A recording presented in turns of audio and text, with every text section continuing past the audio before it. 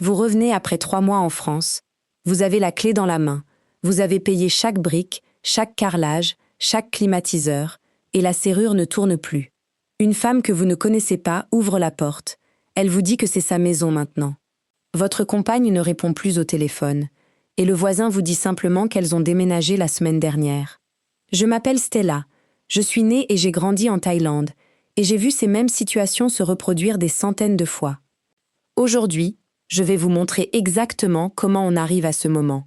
Non pas parce que toutes les femmes thaïlandaises feraient cela, mais parce qu'un schéma très précis fonctionne encore et encore quand un homme occidental ignore, par amour, les réalités juridiques et culturelles de la Thaïlande.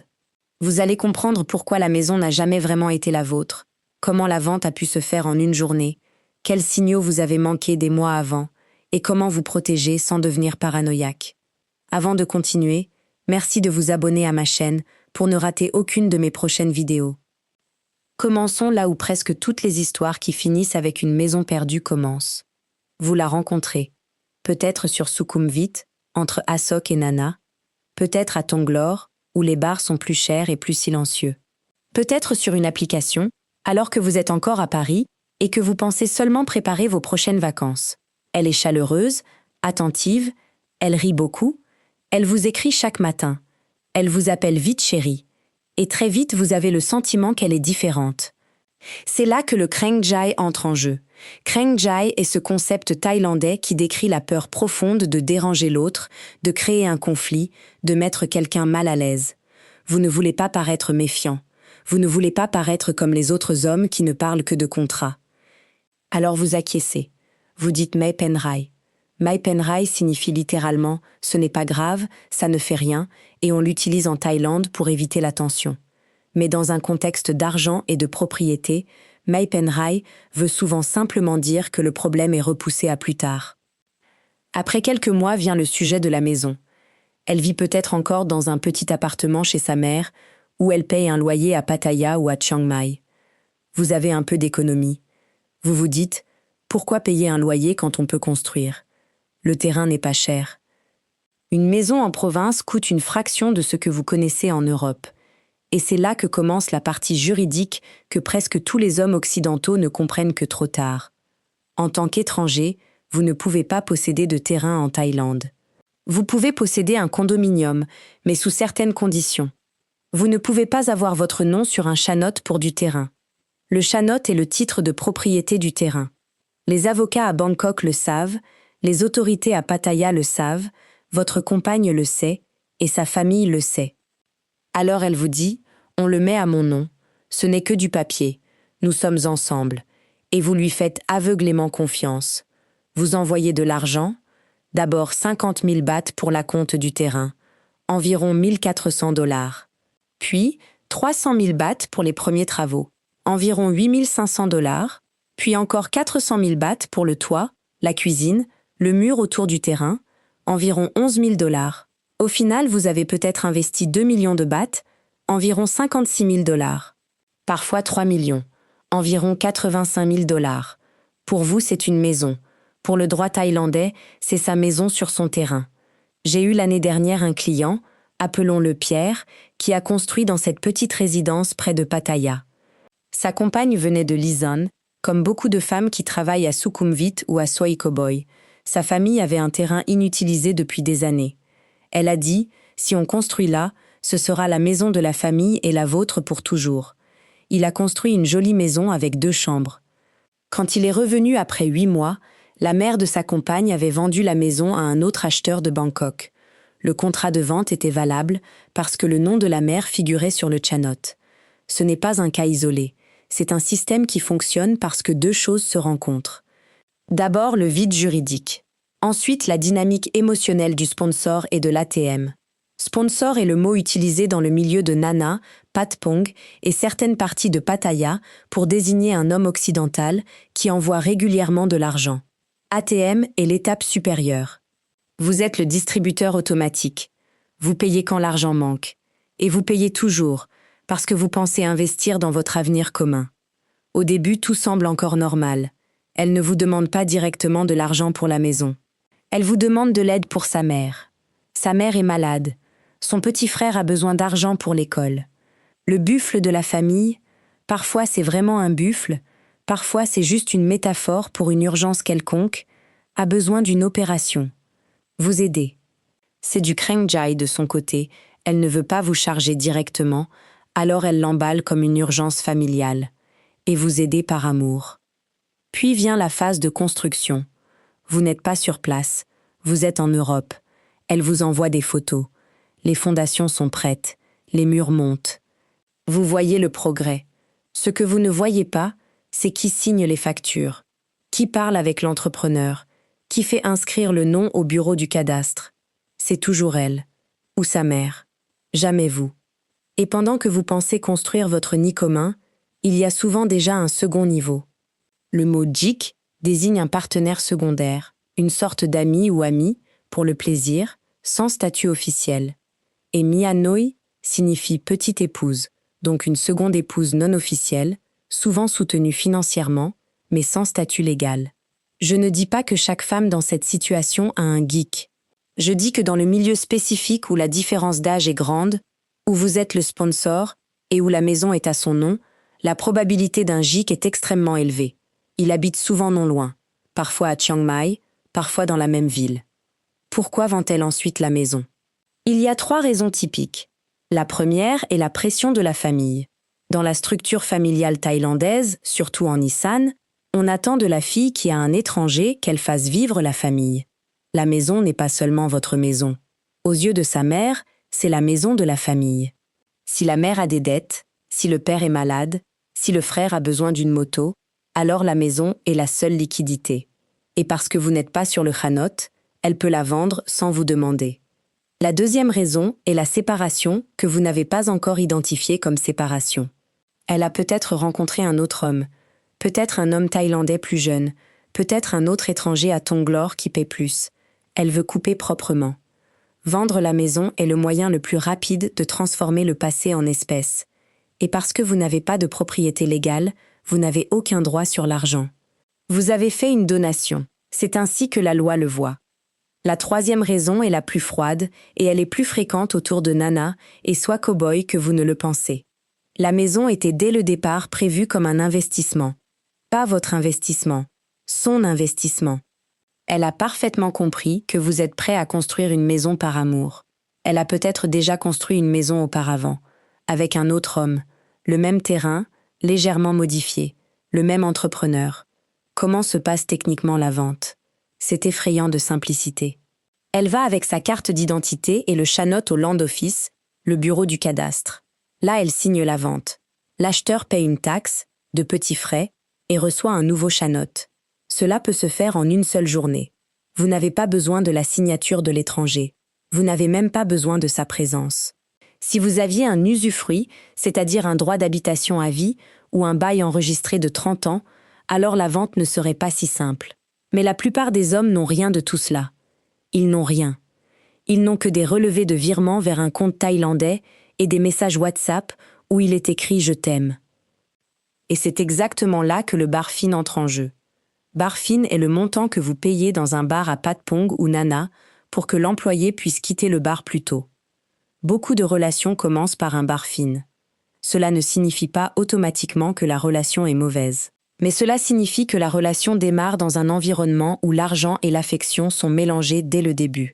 Si vous transformez un barfin en mariage et en maison sans jamais parler d'argent, alors vous avez ignoré les règles du lieu où vous vous êtes rencontrés. Parlons des signaux d'alerte visibles des mois auparavant. Vous les avez probablement vus, mais vous les avez mis sur le compte de la différence culturelle. Premier signal. Elle veut absolument construire sur le terrain de sa famille. Elle dit « Le terrain est gratuit, on ne doit payer que la maison ». Cela semble logique. En réalité, cela signifie que vous construisez une maison sur un terrain qui appartient à sa mère. Vous n'avez donc non seulement pas de terrain, vous n'avez pas non plus de maison, car selon le droit thaïlandais, le bâtiment suit le terrain s'il n'y a pas d'enregistrement différent. Vous construisez donc factuellement une maison pour sa mère. Deuxième signal. Elle évite toute discussion sur un bail ou un usufruit. Quand vous dites « allons l'enregistrer chez l'avocat », elle dit « me penrai » ou devient silencieuse. Ce silence est du krengjai. Elle ne veut pas de conflit, mais elle ne veut pas non plus de lien juridique qui limiterait sa flexibilité. Troisième signal. Les coûts de construction augmentent sans cesse, mais sans facture. Aujourd'hui, l'entrepreneur a besoin de 100 000 bahts supplémentaires. Demain, le mur doit être plus haut. Après-demain, sa sœur a besoin d'argent parce qu'elle aide sur le chantier. Vous envoyez. Vous n'avez pas de reçu. Vous n'avez que des photos. Quatrième signal. Elle parle très vite de sinsod. Sinsod est la dot traditionnelle que l'homme verse à la famille de la femme. Dans une relation normale entre deux Thaïlandais, sinsod est négociable et souvent symbolique. Dans la configuration étranger et femme thaïlandaise issue d'un bar, sinsod est parfois utilisé comme dernier gros retrait d'argent. Quand la maison est presque finie, vient la demande de sinsod pour la mère. 2 à 300 000 bahts, environ 6 à 8 000 dollars. Si vous ne payez pas, vous êtes irrespectueux. Si vous payez, vous avez encore plus investi sans sécurité. Cinquième signal, elle n'a aucun projet d'avenir commun qui inclut votre nom. Elle ne parle pas de compte commun. Elle ne parle pas de testament. Elle ne parle pas de ce qui se passe si vous tombez malade. Tout reste vague. Je ne vous raconte pas cela pour vous faire peur. Je vous le raconte parce que je vois cette histoire, sous différentes versions, à Bangkok, à Pattaya, à Chiang Mai, encore et encore, et parce qu'il existe des moyens légaux de vous protéger sans détruire la relation. La protection la plus importante est de ne jamais construire de maison sur un terrain qui ne vous appartient pas via un titre enregistré. Si vous devez absolument construire, alors vous avez besoin au minimum d'un usufruit enregistré ou d'un bail à long terme de 30 ans avec option de prolongation. Ce contrat doit être enregistré au Land Office, pas seulement sur un papier à la maison. Un usufruit vous donne le droit d'y habiter jusqu'à votre mort, même si le terrain est vendu. Un bail vous donne le droit d'y habiter pour la durée enregistrée. Les deux coûtent de l'argent. Un bon avocat à Bangkok prend pour cela peut-être 50 à 80 000 bahts, environ 1 400 à 2 200 dollars. C'est peu comparé à 2 millions de bahts pour une maison. Deuxième protection. Ne construisez jamais sur le terrain de la famille. Si vous devez construire, alors achetez un terrain via une structure correcte et enregistrez vos droits. Ou achetez un condominium à votre nom. C'est la seule chose que vous, en tant qu'étranger, pouvez vraiment posséder en sécurité. Troisième protection. Documentez tout. Chaque virement avec l'objet. Par exemple, prêt pour construction de maison. Pas cadeau. Pas aide. En anglais, Loan for Construction. Cela rend plus facile devant un tribunal de réclamer au moins une partie comme prêt, même si cela reste difficile. Quatrième protection. Séparer l'amour et la propriété. Cela semble froid, mais en Thaïlande, c'est la manière la plus respectueuse de mener une relation. Si vous l'aimez, vous pouvez la soutenir.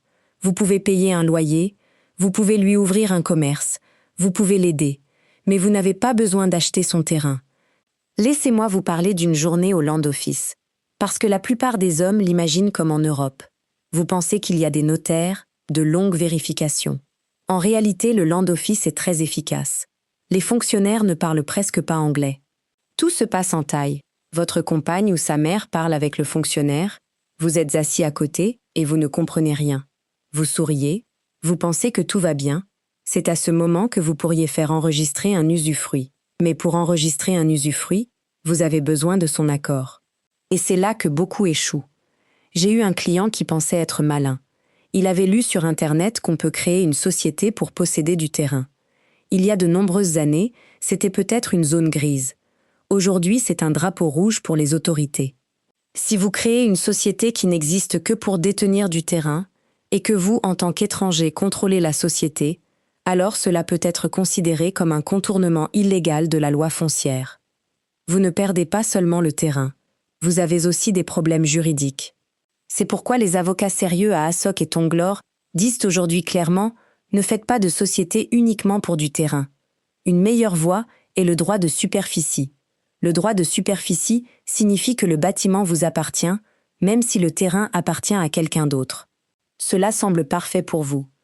Vous construisez une maison sur son terrain, mais la maison est à vous. Mais cela doit également être enregistré au Land Office. Et cela doit être enregistré avec une description précise du bâtiment. La plupart des entrepreneurs à Pattaya ou Chiang Mai ne le font pas automatiquement. Vous devez l'exiger. Et encore une fois, vous avez besoin de sa signature. L'autre meilleure voie est un contrat de location enregistré. En Thaïlande, vous pouvez louer un terrain pour 30 ans. C'est le maximum qui peut être enregistré en une fois. Vous pouvez écrire une option de prolongation pour 30 années supplémentaires, mais la prolongation doit être réenregistrée plus tard. Beaucoup d'hommes ont un contrat de location qui ne se trouve que sur du papier à la maison. Il ne vaut rien si le terrain est vendu. Seul un contrat de location enregistré au Land Office vous protège. Pourquoi si peu d'hommes le font? À cause du Kreng Jai et du Mai Pen Rai. Vous ne voulez pas parler comme un avocat. Vous ne voulez pas paraître comme un étranger méfiant qui pense que toutes les femmes thaïlandaises ne veulent que son argent. Alors vous ne dites rien. Et elle ne dit rien non plus. Et vous souriez tous les deux. Et la maison est construite.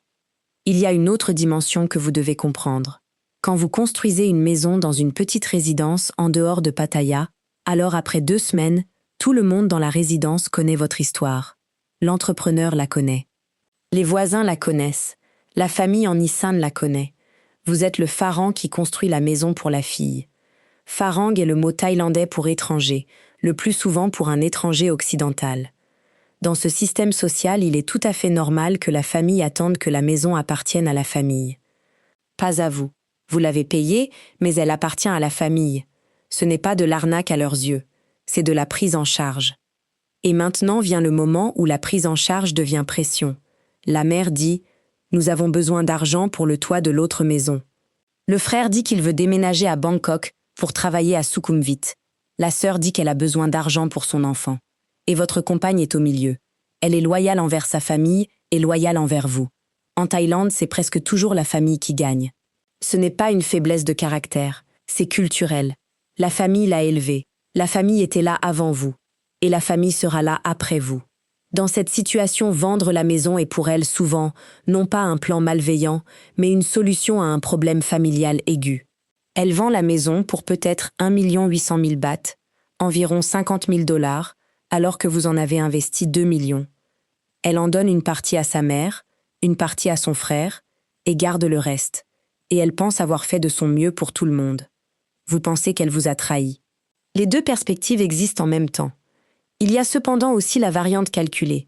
Cette variante, vous la trouvez plus souvent autour de Nana, soit Cowboy et Patpong, où les relations commencent et finissent plus vite. Là, il y a des femmes qui savent exactement comment le jeu fonctionne. Elles ont appris qu'un homme occidental qui se sent seul est prêt à beaucoup donner. Elles ne vous appellent pas méchamment, elles vous appellent sponsor. Et elles ont appris qu'une maison est le plus grand cadeau qu'un sponsor puisse faire. Dans ces cas, la vente est planifiée dès le début. La maison n'est jamais habitée. Elle est construite pour être vendue. Comment distinguer la femme sous pression familiale de la femme qui calcule? C'est difficile, mais il y a des indices. Si elle parle très vite de maison après la rencontre, si elle vous montre déjà des terrains avant même que vous ayez parlé de votre relation, alors c'est un signal d'alerte. Si elle vous dit que toutes ses amies ont déjà une maison construite par leurs copains, alors c'est un signal d'alerte. Si elle vous emmène dans sa famille en Isan et que l'on parle immédiatement de plans de construction alors que vous connaissez à peine la famille, alors c'est un signal d'alerte. Un autre signal est la manière dont elle parle d'argent. Si elle ne vous demande jamais directement de l'argent, mais raconte sans cesse des histoires d'urgence, alors elle utilise le Kreng Jai pour vous amener à proposer de l'argent de vous-même. C'est une manière très thaïlandaise de demander de l'argent sans perdre la face. Quand vous donnez alors de l'argent, elle dit merci, mais formellement, elle n'a jamais rien demandé. Plus tard, elle peut dire que vous l'avez donné volontairement. Parlons de Tonglor et Asok, parce que beaucoup pensent que cela n'arrive qu'à Pattaya. C'est faux. À Tonglor, vous rencontrez des femmes qui ont fait des études, qui parlent bien anglais, qui travaillent dans de bons restaurants. Elles semblent différentes des femmes de bar à Pattaya, mais la dynamique familiale est souvent la même. La différence est seulement que les montants sont plus élevés. Un condominium à Tonglor coûte peut-être 8 millions de bahts, environ 223 000 $. Une maison en banlieue de Bangkok coûte peut-être 5 millions de bahts, environ 140 000 $. La mécanique reste identique. Si la maison est à son nom, elle est à elle. J'ai eu un client autrichien qui vivait à Tonglor. Il avait donné de l'argent à sa compagne pour un café. Elle a dit que le café est notre avenir commun. Il a investi 1 million de bahts, environ 28 000 $. Le café marchait bien.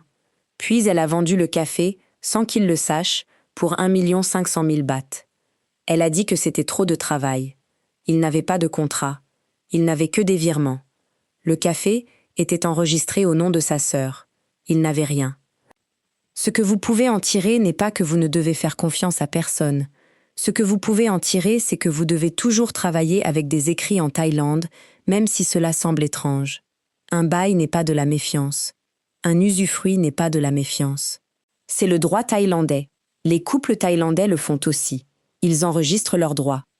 Alors la prochaine fois que vous êtes assis dans un café à Sukhumvit et que votre compagne vous montre des photos d'un terrain, ne dites pas oui immédiatement. Dites « Cela semble intéressant, parlons-en avec un avocat ».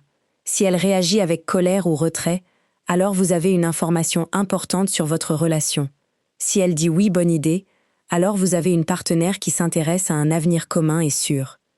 Si vous laissez un commentaire, dites-moi si vous avez déjà observé ce genre de situation autour de vous, peut-être à Pattaya ou à Chiang Mai, et n'oubliez pas de vous abonner à la chaîne si vous voulez en apprendre plus sur ces dynamiques.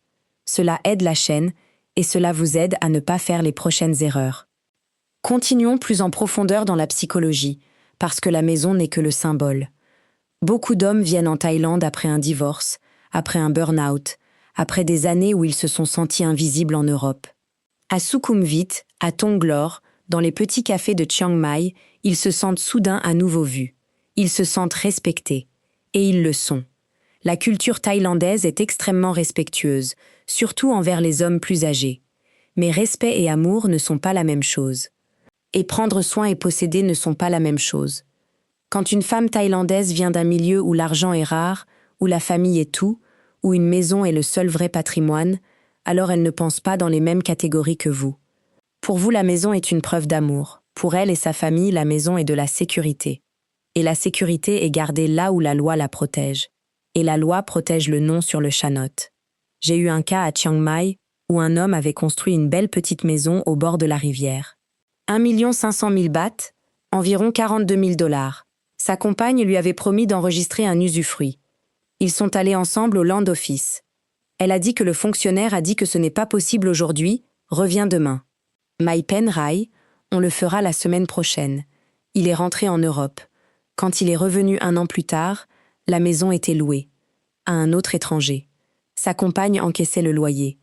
Elle a dit « Tu avais dit que je devais m'occuper de tout. » Et elle avait raison. Il avait exactement dit cela. C'est pourquoi le Kreng Jai est si dangereux si vous ne le comprenez pas. Le Kreng Jai fait que personne ne dit non directement.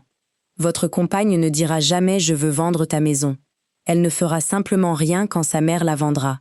Elle dira « je n'ai rien pu faire, je suis désolée ». Et sur le moment, elle le pense peut-être même ainsi. Mais le résultat est le même. Et être sponsor ne signifie pas seulement envoyer de l'argent. Cela signifie glisser dans un rôle où vous n'êtes plus partenaire, mais fournisseur. Au début, cela fait du bien. On a besoin de vous. Vous êtes important. Mais à un moment, vous n'êtes plus que la personne qui vire. Et quand vous arrêtez de virer, vient le vrai test. Reste-t-elle? Où s'en va-t-elle? Beaucoup d'hommes confondent aussi geek et mianoi avec de la tromperie. Dans la culture thaïlandaise, il y a historiquement une certaine tolérance pour les relations secondaires, surtout si elles ne sont pas montrées ouvertement. Un geek n'est pas forcément une tromperie au sens occidental, mais une seconde relation moins sérieuse qui se déroule en parallèle. Une mianoi est plus sérieuse, presque une seconde femme, souvent avec sa propre maison ou appartement. Si vous êtes donc le sponsor qui vit en Europe et qui ne vient que 3 fois par an, alors la probabilité qu'il y ait un geek à proximité est très élevée. Non pas parce qu'elle est mauvaise, mais parce que son quotidien continue et parce que vous n'êtes pas là. Et quand ce geek vit ensuite dans votre maison après que vous l'avez payé, alors c'est inimaginable pour vous. Pour son entourage, c'est simplement pratique. Comment vous protégez-vous concrètement si vous êtes déjà en couple et que vous pensez à une maison?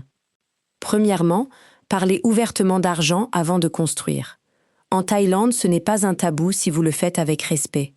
Dites « Je veux que nous soyons tous les deux en sécurité. Allons voir un avocat. » Un bon avocat à Bangkok ou Chiang Mai vous expliquera les 3 options. Usufruit, droit de superficie et bail à long terme. Le droit de superficie est le droit de posséder un bâtiment sur un terrain étranger. C'est exactement ce dont vous avez besoin si vous construisez sur son terrain. Il doit être enregistré. Deuxièmement, ne payez jamais tout d'un coup. Payez par tranche et uniquement contre des reçus de l'entrepreneur, pas d'elle. Faites-vous donner des factures. Allez vous-même au magasin de matériaux quand vous êtes en Thaïlande. À Pattaya, à Chiang Mai, partout il y a des magasins où vous pouvez comparer les prix. Troisièmement, si vous voulez acheter du terrain, comprenez que vous, en tant qu'étranger, ne pouvez pas acheter de terrain. L'ancienne idée avec une société qui détient le terrain est aujourd'hui extrêmement risquée et poursuivie activement par le gouvernement. Vous pouvez perdre beaucoup d'argent et la société peut être jugée illégale. Quatrièmement, demandez-vous si une maison est vraiment ce dont vous avez besoin. Un condominium à Bangkok, à Asok ou Tanglore, vous pouvez l'acheter à votre nom. C'est votre nom sur le chanote. Vous pouvez le vendre, le louer, le transmettre. Il est sûr. Une maison sur un terrain ne l'est pas. Cinquièmement, et c'est le point le plus difficile, acceptez que l'amour en Thaïlande soit souvent aussi un arrangement économique. Cela ne signifie pas qu'il n'y a pas de véritable amour. J'ai vu beaucoup de couples heureux depuis 20 ans, mais ils ont eu des règles claires dès le début. Ils n'ont pas construit une maison au nom de l'autre par culpabilité ou par peur de la perdre. Et si vous êtes déjà dans la situation où la maison a été vendue, que pouvez-vous faire? Vous pouvez essayer via un avocat de porter plainte pour fraude, si vous pouvez prouver que l'argent était censé être un prêt et qu'elle avait prévu depuis le début de la vendre. C'est difficile. Vous pouvez essayer de récupérer votre argent via le tribunal civil. Cela prend des années et coûte cher. Dans la plupart des cas, l'argent est perdu. Non pas parce que le système thaïlandais est injuste, mais parce que vous avez volontairement fait une donation. C'est pourquoi le meilleur moment pour clarifier ces choses est avant que la première pierre soit posée, pas après. Vous n'êtes pas stupide parce que vous avez fait confiance. La confiance est normale dans une relation, mais une confiance aveugle dans un pays dont vous ne connaissez pas les lois, dans une langue que vous ne parlez pas, sur un terrain qui ne vous appartient pas, ce n'est pas de la confiance. C'est un risque que vous portez seul. Je vois des hommes dans mon bureau à Bangkok qui disent « Mais elle a dit qu'elle m'aimait », et je les crois quand ils disent qu'elle l'a dit. Je crois aussi qu'elle l'a peut-être ressenti sur le moment. Mais l'amour ne vous protège pas au Land Office. Seul un contrat enregistré le fait. Si vous êtes donc en ce moment dans cette situation, si vous envisagez de construire une maison, si votre compagne dit « on construit sur le terrain de ma mère », alors arrêtez-vous un instant. Respirez et demandez-vous, est-ce que vous construiriez dans votre propre pays une maison au nom de votre compagne que vous connaissez depuis 8 mois, sans contrat, sans sécurité, pendant que vous vivez à l'étranger? Si la réponse est non, alors en Thaïlande, c'est aussi non. Et si vous avez déjà construit et que vous avez maintenant peur, alors allez demain chez un avocat. Pas chez un avocat qu'elle connaît, chez un avocat indépendant à Bangkok ou Chiang Mai. Faites vérifier ce que vous avez. Avez-vous un usufruit? Avez-vous un bail? Avez-vous un droit de superficie? Avez-vous rien? Et ensuite prenez une décision basée sur des faits, pas basée sur l'espoir. La maison n'est à la fin que du béton et des tuiles. Ce qui fait vraiment mal, c'est le sentiment d'avoir été trahi. Le sentiment que l'histoire que vous vous êtes racontée n'était pas vraie. Et c'est la partie qui met le plus longtemps à guérir. Les schémas ne se répètent pas parce que les femmes thaïlandaises seraient calculatrices. Ils se répètent parce que le système fait de vide juridique, pression économique, kreng-jai et rôle de sponsor et ATM créent encore et encore les mêmes incitations. Quand vous comprenez les incitations, vous comprenez le comportement. Et quand vous comprenez le comportement, vous pouvez vous protéger sans devenir amer. Vous pouvez avoir une relation merveilleuse en Thaïlande. Vous pouvez avoir un foyer. Mais votre foyer doit juridiquement aussi être votre foyer, pas seulement émotionnellement. Vous êtes arrivé avec une valise pleine d'espoir à Pattaya et vous vous êtes retrouvé devant une porte verrouillée. La prochaine fois, vous reviendrez avec un dossier plein de documents enregistrés. Et la porte s'ouvrira parce que votre nom vous donne le droit de l'ouvrir. C'est la différence entre la confiance et la confiance aveugle. Il y a un moment où l'amour devient de la naïveté. Et ce moment est presque toujours le jour où vous dites « on n'a pas besoin de contrat, on s'aime ». Le véritable amour en Thaïlande n'a pas besoin de construction de maisons au nom d'autrui pour se prouver. Il a besoin de clarté, de respect et de papiers enregistrés au Land Office. Désormais, c'est différent. Vous ne demandez plus si vous pouvez lui faire confiance. Vous demandez comment construire votre avenir commun pour que vous soyez tous les deux protégés. Vous n'êtes plus l'ATM qui vire depuis loin. Vous êtes le partenaire qui vérifie sur place, qui lit les contrats, qui a son propre avocat et qui reste aimant. Vous ne confondez plus Me Penrai avec un accord et Kreng Jai avec de l'honnêteté. Vous comprenez ce que Barfin signifie et ce que cela ne signifie pas, ce que sponsor signifie et ce que cela ne signifie pas, ce que Geek et Hanoi pourrait signifier dans votre contexte spécifique. Parlons encore des chiffres, parce que les chiffres en Thaïlande ont leur propre langage. Quand on vous dit qu'une maison coûte 1 million de bahts, cela vous semble peut-être peu. 1 million de bahts représente environ 28 000 dollars. C'est réaliste pour une maison simple en province. Mais 1 million de bahts est une fortune pour une famille en Isan. C'est plus que ce que beaucoup de familles gagnent en 2 ans.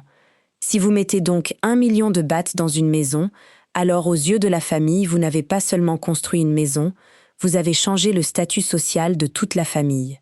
Et le statut apporte des attentes. Si vous dépensez ensuite encore 1 million de bahts pour des meubles, pour un mur, pour une voiture pour elle, alors vous arrivez vite à 2 millions de bahts, environ 56 000 dollars. Pour vous, c'est peut-être une année de travail. Pour elle, c'est une somme qui représente une vie. C'est pourquoi la tentation de transformer cette maison en espèces est si grande. Non par méchanceté, mais parce que l'argent liquide dans ce contexte signifie plus de sécurité qu'une maison où vit un étranger qui n'est là que 3 mois par an. Et maintenant, un point que beaucoup d'hommes négligent parce qu'ils pensent que l'amour protège de tout. En Thaïlande, il n'y a pas de communauté de biens comme en Europe si vous n'êtes pas marié. Si vous n'êtes pas marié et que la maison est à son nom, alors vous n'avez aucun droit. Si vous êtes marié, mais que le terrain a été acheté avant le mariage et est à son nom, alors c'est son bien personnel, ce qu'on appelle Sin Suan Tua. Alors, vous n'avez pas non plus de droit. Seulement si pendant le mariage vous constituez ensemble un patrimoine et qu'il est enregistré comme patrimoine commun, vous avez un droit. C'est compliqué, et la plupart des hommes ne le comprennent pas. C'est pourquoi le mariage n'est pas une protection pour votre maison. Beaucoup pensent que si je l'épouse, alors la maison est automatiquement aussi à moi. C'est faux. En Thaïlande, le mariage ne protège pas le terrain qui est à son nom. Vous avez quand même besoin d'un usufruit ou d'une superficie. Je vois souvent des hommes qui déménagent à Pattaya et pensent avoir tout compris parce qu'ils y vivent depuis 5 ans. Ils connaissent chaque bar à Swakopmund, ils connaissent chaque restaurant à Sukhumvit, ils connaissent le propriétaire de la laverie à Asok, mais ils ne connaissent pas le land office, ils n'ont jamais lu un chanot, ils ne savent pas ce qu'est un usufruit, et ce sont précisément ces hommes qui perdent leur maison. Un autre sujet est le rôle des amis. Quand vous vivez à Pattaya ou Chiang Mai, vous avez des amis qui vous disent « Ne t'inquiète pas, ma copine est différente, elle n'a pas vendu ma maison ». Cela peut être vrai, mais demandez à votre ami s'il a un usufruit enregistré. Demandez-lui s'il a un bail. Dans 9 cas sur 10, il n'a rien. Il a seulement eu de la chance. La chance n'est pas une stratégie. Et la chance ne tient pas quand la mère tombe malade ou quand le frère a des dettes. Alors la chance se transforme très vite en malchance. Ce que je veux que vous reteniez, plus important que tous les contrats, c'est d'apprendre à parler d'argent sans que cela ressemble à de la méfiance. En Thaïlande, vous pouvez parler d'argent si vous le faites avec respect. Vous pouvez dire « Je veux que tu sois en sécurité s'il m'arrive quelque chose. Je veux que tu aies un foyer. » Faisons en sorte que nous soyons tous les deux en sécurité. Ce n'est pas une insulte, c'est de la prévenance. Et une femme qui s'intéresse vraiment à un avenir commun comprendra cela. Si elle réagit à cela par le silence, si elle dit « Tu ne me fais pas confiance », alors c'est un moment où le Kreng Jai travaille contre vous. Elle évite le conflit en mettant fin à la discussion. Vous devez alors rester calme et dire « Ce n'est pas une question de confiance, c'est une question de loi thaïlandaise. Je ne peux pas posséder de terrain. J'ai besoin de ton aide pour enregistrer mes droits. » Si vous le formulez ainsi, vous lui donnez le contrôle. Vous demandez de l'aide, pas un contrat. Cela fonctionne souvent mieux. Et si vous êtes déjà dans une relation où vous étiez sponsor ou ATM, alors il n'est jamais trop tard pour changer de rôle. Vous pouvez dire « Je ne veux plus être seulement l'homme qui envoie de l'argent. Je veux être partenaire. Planifions ensemble. » C'est difficile parce que la dynamique de sponsor et Geek ou Hanoi est souvent déjà figée. Mais c'est possible. J'ai eu un client qui, pendant 3 ans, avait envoyé chaque mois 100 000 bahts, environ 2800 dollars, à sa compagne à Pattaya. Il pensait qu'elle économisait l'argent pour leur maison commune. Quand il est venu en Thaïlande, elle n'avait rien économisé. Elle avait donné l'argent à sa famille. Il était furieux. Il voulait rompre. Je lui ai dit « Demande-lui à quoi a servi l'argent ». Elle a dit « Ma mère avait besoin d'un nouveau toit, mon frère avait besoin d'une moto pour aller travailler. » À ses yeux, elle avait bien investi l'argent. À ses yeux, à lui, elle l'avait gaspillé. Les deux avaient raison, de leur propre perspective. Ils ont alors trouvé un compromis. Il envoie maintenant un montant fixe pour la famille, environ 20 000 bahts, environ 560 dollars, et le reste, ils l'économisent ensemble sur un compte que les deux peuvent consulter. Et ils ne construisent plus la maison sur le terrain de la mer, mais ils louent à long terme à Chiang Mai. Ce n'est pas une fin parfaite, mais c'est une fin honnête. Vous devez comprendre que l'argent en Thaïlande n'est jamais seulement de l'argent. L'argent, c'est la famille, l'argent, c'est la face, l'argent, c'est la sécurité, l'argent, c'est l'amour. Quand vous comprenez cela, vous comprenez pourquoi une maison peut être vendue si vite. Et vous comprenez aussi pourquoi il est si important de fixer des limites claires dès le début. Si vous êtes donc la prochaine fois assis à Tonglor ou à Sok et que vous vous demandez si vous devez construire une maison, alors pensez à l'homme avec la valise devant la porte, fermée à Pattaya. Souvenez-vous qu'il n'était pas stupide. Il était amoureux, et il n'avait pas de contrat.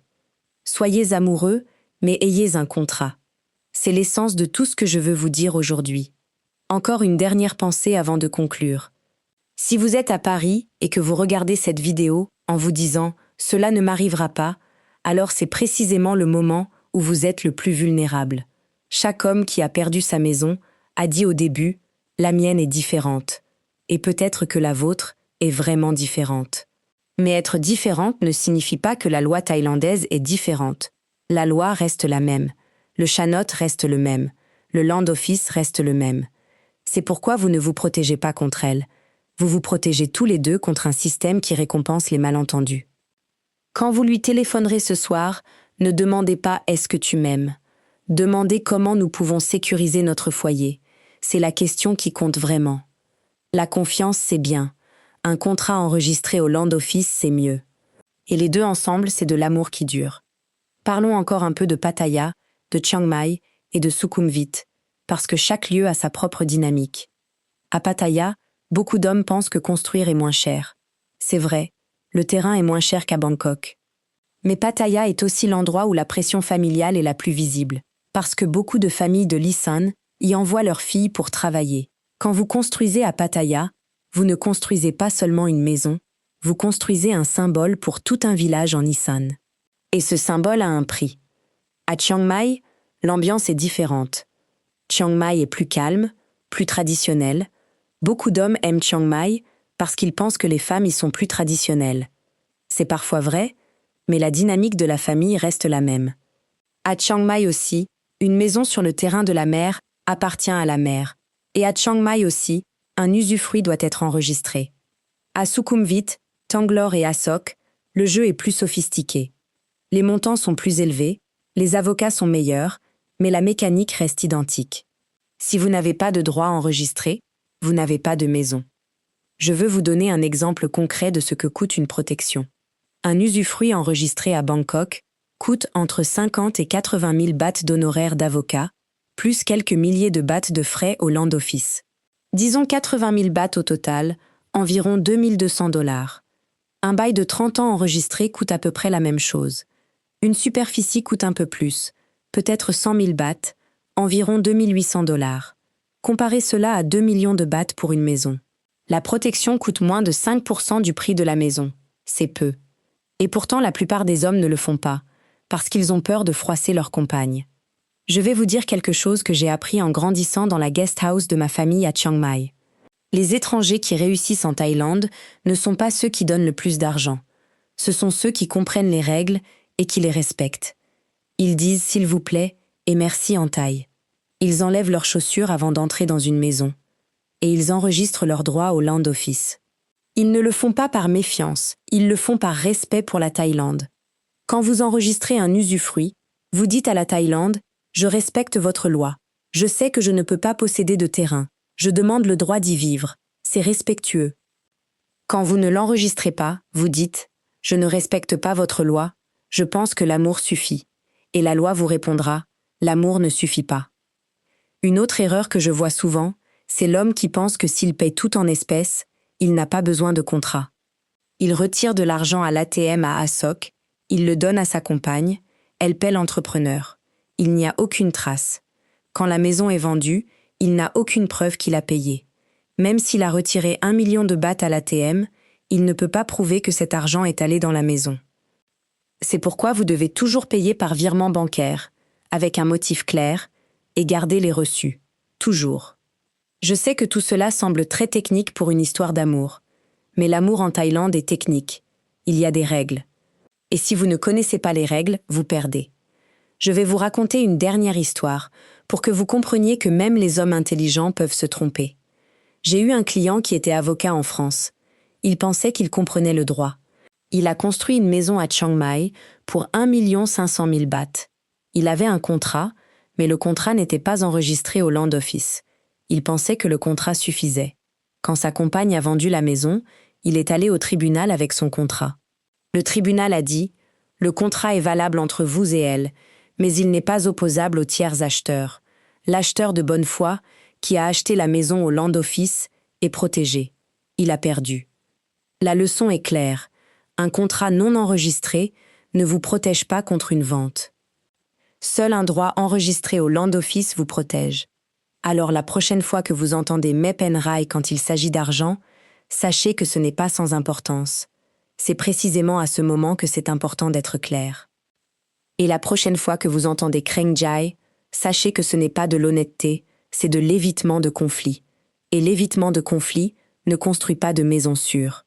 Vous êtes venu avec une valise pleine d'espoir à Pattaya et vous vous êtes retrouvé devant une porte verrouillée.